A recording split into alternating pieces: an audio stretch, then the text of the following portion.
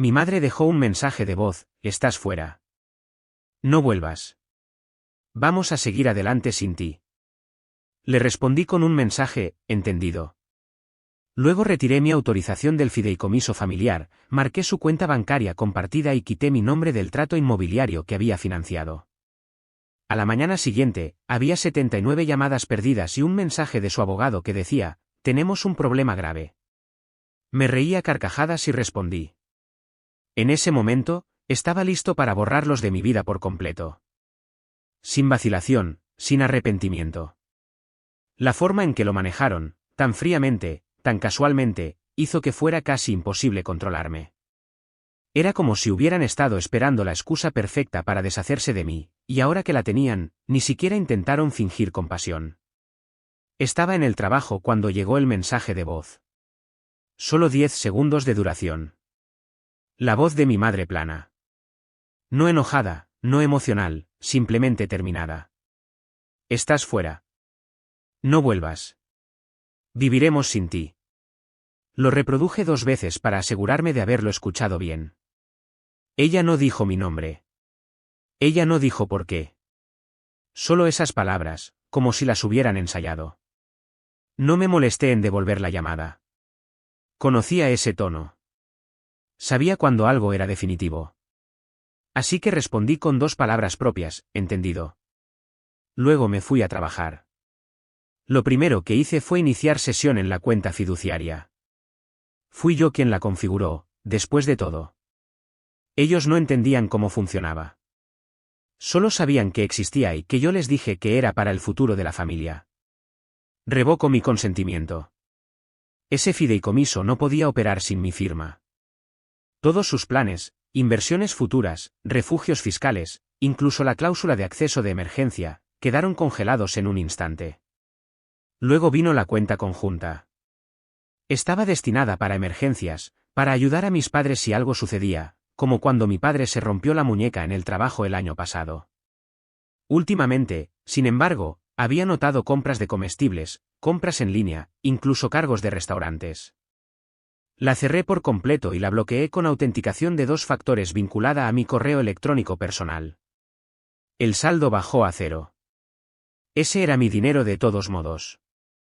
Luego me retiré del trato inmobiliario. Estábamos en depósito en garantía de una pequeña casa de 2 pisos justo en las afueras de Portland. Mi nombre, mi crédito, mi pago inicial. Querían un lugar para jubilarse, y accedí a ayudarlos a comprarlo con la condición de que estuviera a mi nombre hasta que pudieran pagar su parte. Llamé a la gente y quité mi nombre del acuerdo. Ella se sorprendió, pero no expliqué. Nadie recibe explicaciones cuando envían un exilio de 10 palabras por correo de voz. Para cuando llegué a casa, estaba hecho. Mi nombre estaba fuera de todo. Esperaba algunas consecuencias, tal vez algunos mensajes de texto enojados. Lo que no esperaba era despertarme con 79 llamadas perdidas. Mi teléfono vibraba sin parar en el momento en que lo encendí.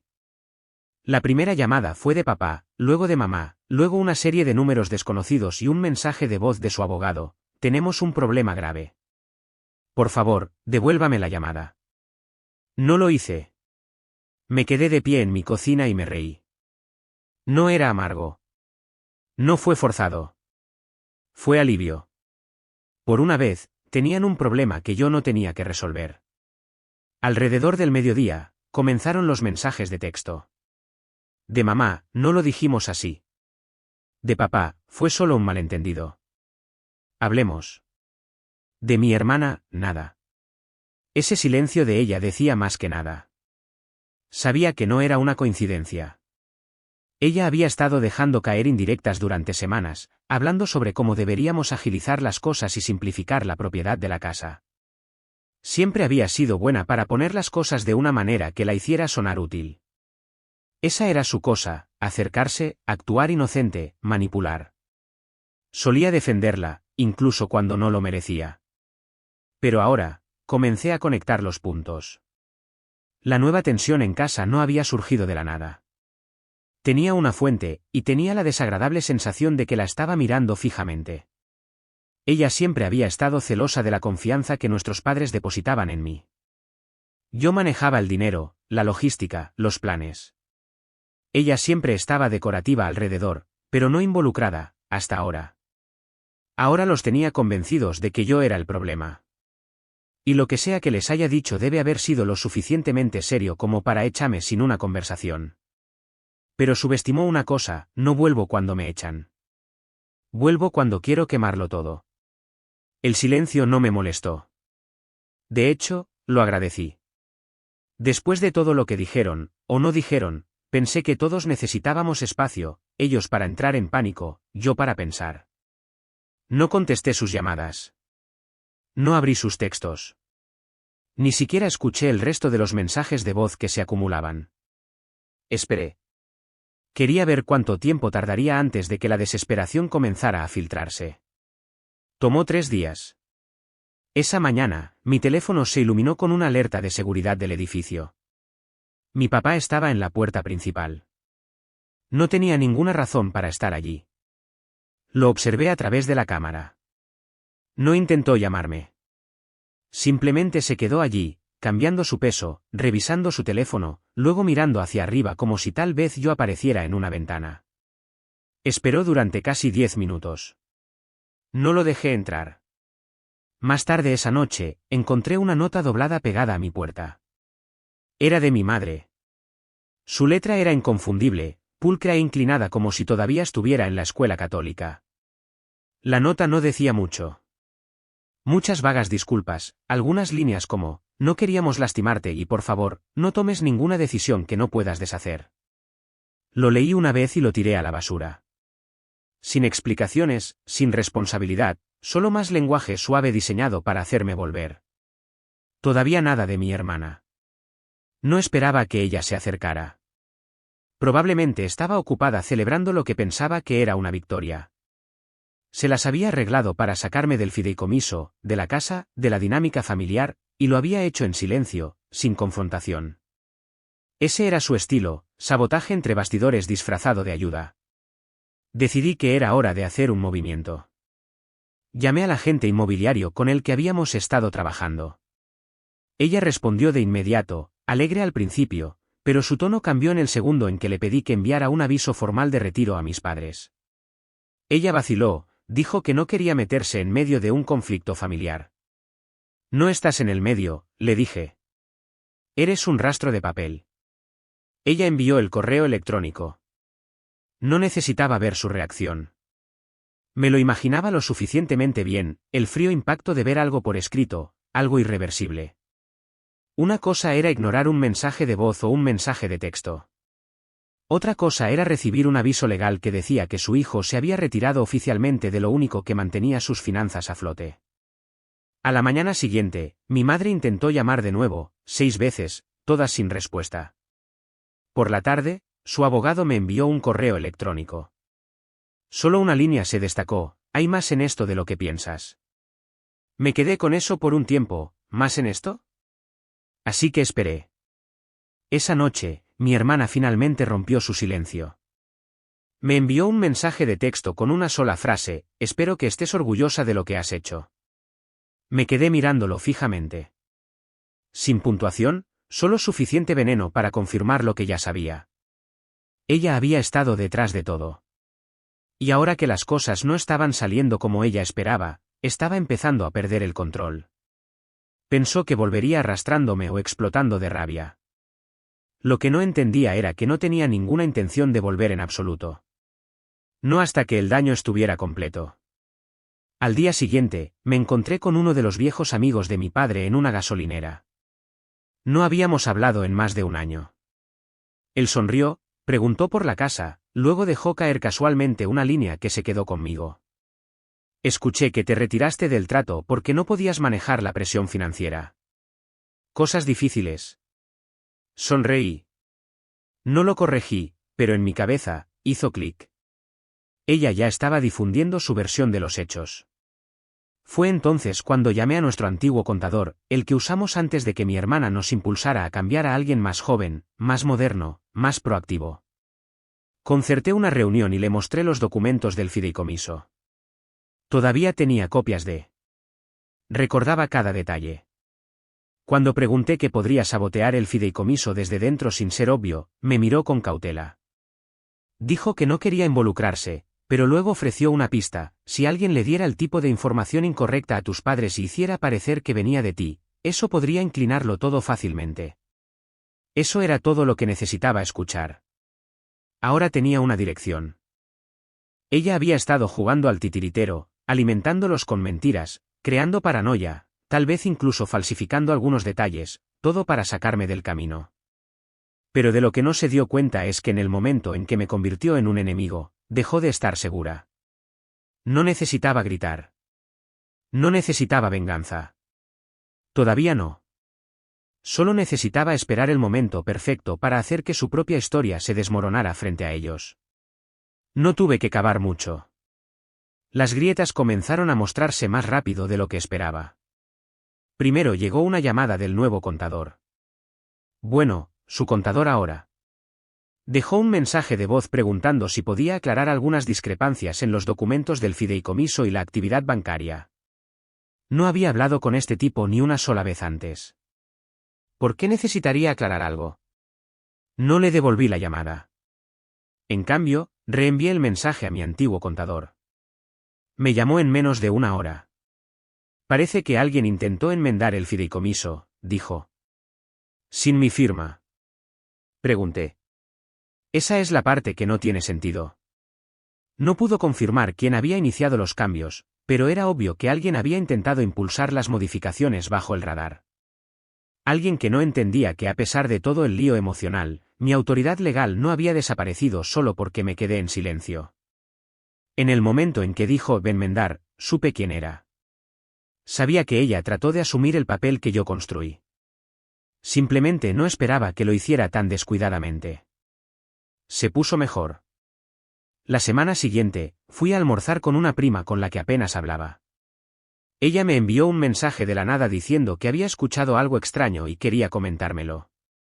No conocía los detalles, solo que mi hermana había estado diciéndoles a los familiares que estaba cortando a la familia por avaricia, que no quería compartir nada y que siempre había sido controladora. Me reí. Ella usó la palabra controladora porque sonaba sucia. Sabía que la gente lo creería. Ese era el truco. No acusas a alguien de nada demasiado extremo, solo lo suficiente para cambiar la historia. Pero la gente habla, compara historias y las cosas comenzaron a desmoronarse cuando cometió un error. Le contó una versión a mi tío, otra a mi prima. Líneas de tiempo ligeramente diferentes. Diferentes motivaciones. El mismo objetivo, yo. No dije nada públicamente. No comencé una guerra de chat grupal familiar. Esperé. Luego llegó el momento que no esperaba pero que no podría haber planeado mejor. Un correo electrónico del agente inmobiliario. Ella accidentalmente me había incluido en la copia de una respuesta a mi hermana. Aparentemente, mi hermana se había puesto en contacto con ella tratando de ver si la propiedad aún podía rescatarse sin mí en el contrato e insinuó casualmente que me había retirado debido a una inestabilidad mental. Fue entonces cuando algo en mí se rompió. Inestabilidad mental. Así es como lo estaba enmarcando. Estaba tratando de desacreditarme ante la única persona que podía confirmar cuánto había invertido en esa casa. La única persona que sabía que yo era la razón por la que el trato era posible. Respondí directamente a la gente, copié a mi abogado y adjunté pruebas de todos los pagos que hice para el trato, incluido un correo electrónico reenviado de meses antes que mostraba que todo era mi idea desde el principio. El agente respondió en menos de una hora, su tono ahora rígido y profesional. Me agradeció la aclaración y dijo que no participaría en ninguna otra comunicación no transaccional con mi hermana. Sabía lo que sucedería a continuación, y tenía razón. Esa noche, sonó mi teléfono. Mamá de nuevo. Dejé que fuera al correo de voz. Luego papá. Luego, finalmente, mi hermana. Contesté. Ella saltó directamente, me acusó de tratar de destruir todo y de hacerme la víctima solo porque ella hizo algunas preguntas. La dejé despotricar. Luego pregunté una cosa: ¿por qué le mentiste sobre mí al agente inmobiliario? Silencio. Luego colgó. Esa fue la primera grieta real, la que podía usar. Todavía no sabía exactamente qué les había dicho a nuestros padres, pero tenía que ser algo personal, algo creíble, algo que los hiciera volverse contra mí sin pensarlo dos veces. Solo tenía que hacer que lo dijeran en voz alta, y luego lo quemaría. Sucedió antes de lo que pensaba. El siguiente domingo, mi madre volvió a llamar. Dejé que sonara. Luego vi un mensaje de texto: por favor, danos solo 5 minutos. Sin acusaciones, sin gritos. 5 minutos. Eso era todo lo que necesitaba. Devolví la llamada. Estaban en altavoz. Podía escuchar la tensión antes de que nadie hablara. Mi papá comenzó a buscar a tientas una declaración a medio preparar sobre cómo las cosas se salieron de control. Mi madre interrumpió, diciendo que nunca quisieron lastimarme, que solo estaban reaccionando a lo que les habían dicho. Esa fue mi apertura. ¿Dicho por quién?, pregunté. Silencio. Luego mi papá se aclaró la garganta. Tu hermana dijo que estabas planeando tomar el control total de todo, que estabas tratando de dejarnos sin nada, que dijiste que te estábamos arrastrando hacia abajo. Ni siquiera pude reaccionar. Estaba demasiado atónito por lo específica y estúpida que era esa mentira. Mantuve mi voz tranquila. Cuando dije eso, tu mamá vaciló. Ella dijo que se lo dijiste hace unas semanas. En el coche, después de esa discusión en la cena. Nunca había habido un viaje en coche. Nunca siquiera había habido una discusión en esa cena. Habíamos comido en un silencio incómodo y nos fuimos en coches separados. Era una fabricación tan clara y tonta que casi me reí. En cambio, pregunté, ¿alguna vez se les ocurrió preguntarme? No respondieron. También nos dijo que ya te habías reunido con un abogado para sacarnos del fideicomiso, agregó mi papá. ¿Qué querías que ella tomara el control una vez que nos echaran? Fue entonces cuando supe que no solo había estado distorsionando la verdad. La había invertido. Tomó todo lo que estaba haciendo entre bastidores y me lo atribuyó a mí. Y se lo creyeron porque era más fácil creer que su hijo se había vuelto codicioso que admitir que su hija los estaba manipulando para obtener una porción más grande. No grité. No expliqué. Dije, reúnanse conmigo mañana. Todos ustedes. Sin excusas. Traeré los documentos. Ustedes traigan las mentiras. Estuvieron de acuerdo. A la noche siguiente, nos sentamos en su mesa del comedor. Yo tenía una carpeta con extractos bancarios, impresiones de correos electrónicos y el mensaje reenviado del agente inmobiliario donde mi hermana insinuaba casualmente que estaba mentalmente inestable. Ella se sentó frente a mí, con los brazos cruzados, desafiante como si este todavía fuera su escenario. Comencé con el correo electrónico del agente, luego con los pagos que hice, luego con el mensaje de texto que le había enviado a los familiares. Cada vez que colocaba algo, no hablaba. Dejé que las palabras hicieran el trabajo. Mi mamá miró fijamente la mesa. Mi papá seguía mirándola como si pudiera salvar el momento. Luego terminé con el último documento, un mensaje reenviado de nuestro antiguo contador confirmando que se había hecho un intento reciente de alterar el fideicomiso por alguien que pretendía tener autoridad conjunta. Esa fue la gota que colmó el vaso. Mi hermana parecía querer hablar, pero por una vez, no sabía qué decir. Me levanté. Me querías fuera. Felicidades. Ahora estás fuera. Me volví hacia mis padres. Ella mintió, y ustedes la dejaron. La creyeron porque era más fácil que hablar conmigo. Nadie discutió. Mi mamá finalmente habló, su voz baja, no lo sabíamos. No preguntaron, dije, y salí. 2 días después, recibí un mensaje de texto de mi papá. Solo una oración, la hemos eliminado del fideicomiso. Luego de mi madre, estábamos equivocados. Por favor, regresa. No respondí de inmediato. Dejarla retorcer el cuchillo había requerido planificación, pero hacerles ver había requerido paciencia. Y ahora que el hechizo estaba roto, aún no había terminado, porque el perdón no cancela las consecuencias. 3 días después de que la sacaron del fideicomiso, mi hermana apareció en mi oficina. No sabía cómo había encontrado la dirección. Cambié de ubicación hace 1 año y no le había dicho a nadie. Tal vez buscó en correos electrónicos antiguos. O tal vez me siguió.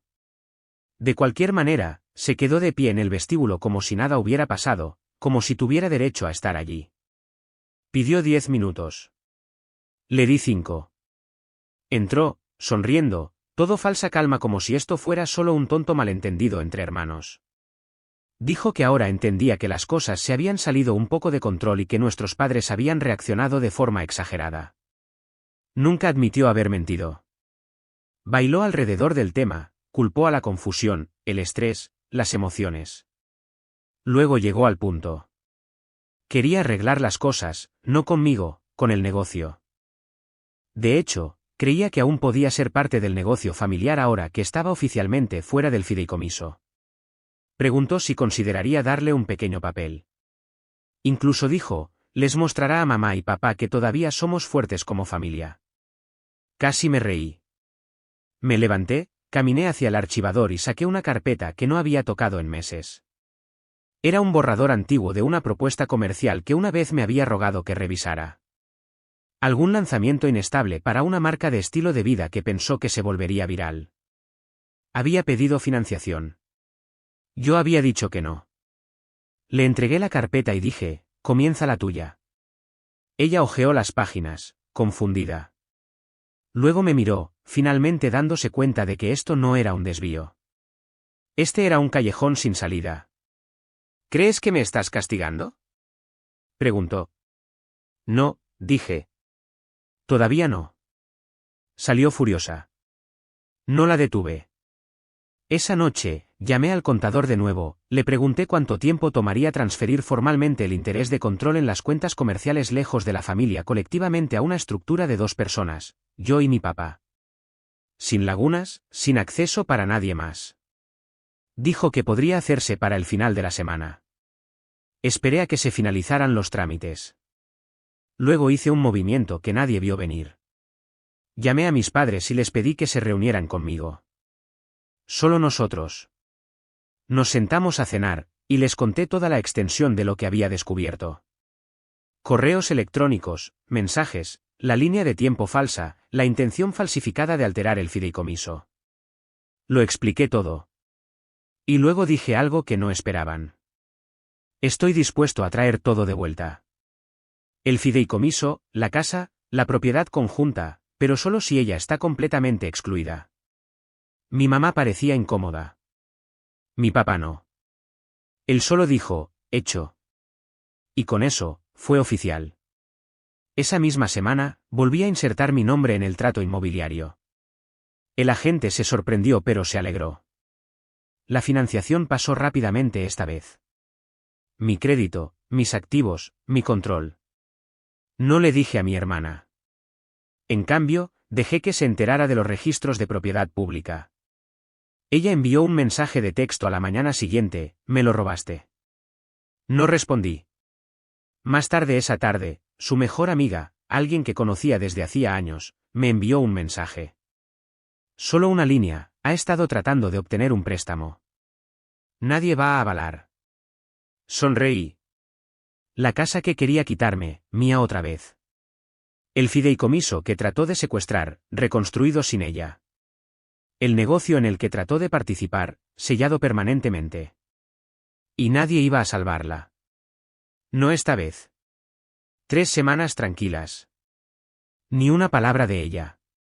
Después de todo, después de las mentiras, la manipulación, la campaña de desprestigio, mi hermana desapareció en el silencio. Esperaba otro movimiento. Tal vez alguna amenaza legal u otro intento entre bastidores de torcer la narrativa. Pero no había nada. Ni siquiera una disculpa falsa. Se quedó sin opciones. Mientras tanto, mis padres y yo estábamos reparando lentamente lo que quedaba. Comenzamos con cosas pequeñas. Café los domingos, ayudándolos a ordenar su papeleo de mudanza, conversaciones sobre el pasado sin apartarnos de él. Dejaron de defenderla, no porque yo se lo pidiera, sino porque ahora lo veían todo, claramente, sin filtros ni excusas. Una noche, mi mamá sacó la vieja carpeta con el acuerdo inmobiliario original. Preguntó si consideraría restaurar el plan original, conmigo, ella y mi papá compartiendo la propiedad de la nueva casa. No dije que sí de inmediato. En cambio, elaboré una nueva estructura, propiedad total a mi nombre con un acuerdo escrito y notariado que les otorga plenos derechos de vivienda. Sin vencimiento, sin alquiler, sin ataduras. Si algo me sucediera, una cláusula legal les permitiría permanecer sin ninguna amenaza de que la propiedad sea impugnada. Nadie, especialmente mi hermana, podría tocarla nunca. Estuvieron de acuerdo sin dudarlo. Ya no era solo la casa. Era un reinicio. La semana siguiente, entré en la oficina de títulos, firmé los documentos revisados y vi mi nombre de nuevo donde debería haber estado. La casa era nuestra otra vez, mía para asegurar, suya para vivir. Ella no solo estaba fuera. Estaba legalmente bloqueada de todo. El fideicomiso se finalizó 2 días después.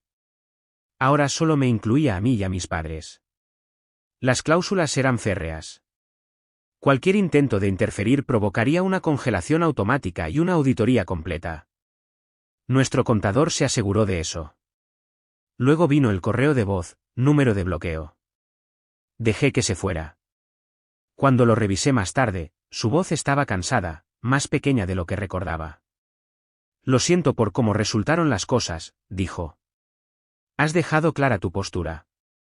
Solo espero que algún día seas lo suficientemente maduro para seguir adelante. Lo eliminé. No había nada de lo que seguir adelante. No tenía nada que probarle. Ella hizo su jugada, trató de sacarme de la foto, y ahora estaba afuera mirando hacia adentro. Mi papá me contó más tarde que ella también lo llamó. Dijo que tenía una nueva idea de negocio y necesitaba dinero para empezar de nuevo. No pidió volver a la familia, solo apoyo. Él le dijo que no. No hubo una explicación larga, ni una pausa dramática, solo no. Esa fue la primera vez en mi vida que lo vi trazar una línea sin vacilar. El día que nos mudamos a la nueva casa fue tranquilo. Sin celebración, solo mis padres y yo descargando cajas, averiguando quién se queda con qué habitación.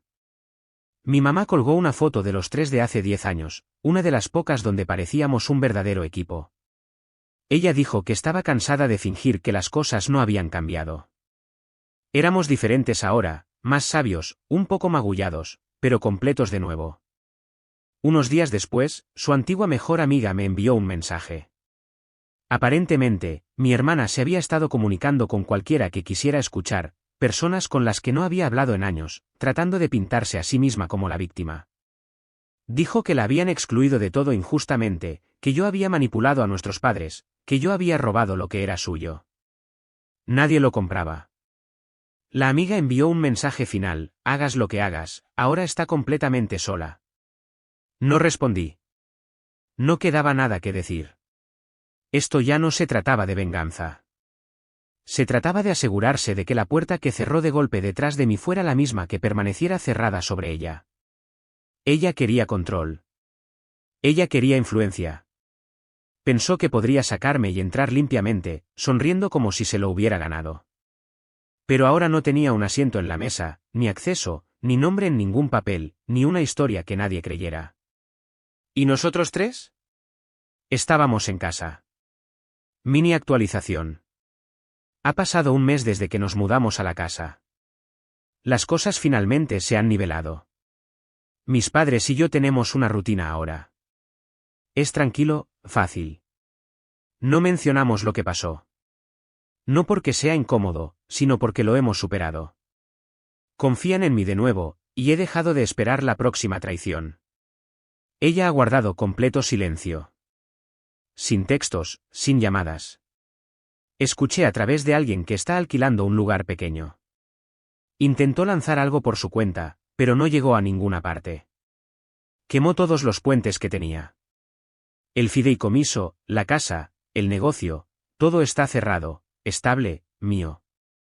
Ya no me siento enojado, solo claro. Ella pensó que sacarme le conseguiría todo, pero ahora no tiene nada. Y así es exactamente como debería ser.